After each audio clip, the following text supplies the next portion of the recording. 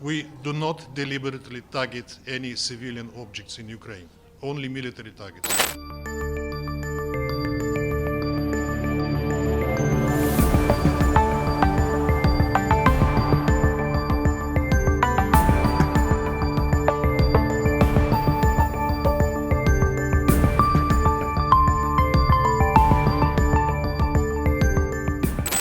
Ambassador, you raise civilian casualties that have been suffered by Russia, but Russia has caused civilian casualties in Ukraine. And in less than a week's time, it'll be the anniversary of the start of the war, and Russia started it.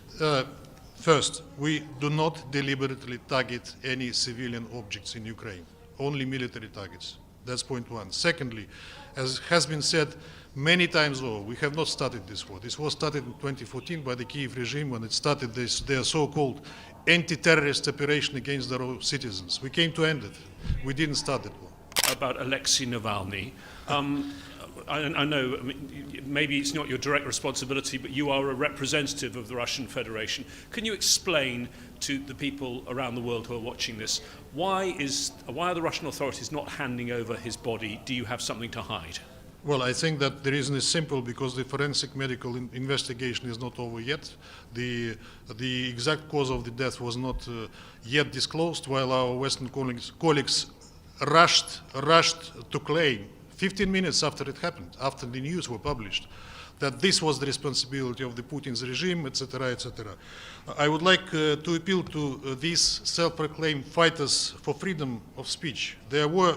Where were you when the Kiev regime imprisoned your own citizen, I mean the US citizen, independent journalist Gonzalo Lira, on far-fetched charges, who then was tortured and didn't receive proper medical care until his death in the Ukrainian prison? He had the courage to tell the truth about the real state of affairs in Ukraine, and therefore became an inconvenient person for them, that had to be taken care of. We know the value of these empty slogans of Western countries about protecting human rights. We would recommend focusing on protecting their own citizens rather than making baseless accusations against Russia. Also, while underscoring that every death is a tragedy, I'd like to point out the following. As I said, Western political leaders lined up with accusations in as little as 15 minutes after the first reports of the passing away of Alexei Navalny were published. And all this in the absence of any detailed information, let alone a forensic medical examination. It is as if the statements were prepared in advance. And as you know, his wife happened accidentally to be at the Munich Security Conference at the same time.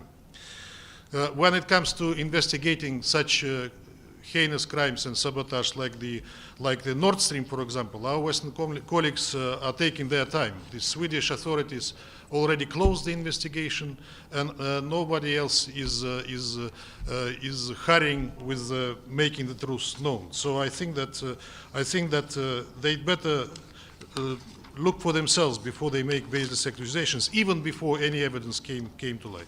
Quick comment on Gaza. There is a vote, we believe, tomorrow morning. It looks like there'll be a vote. Already, the US ambassador has issued a statement saying she's going to veto. Your reaction? That's sad. That's sad.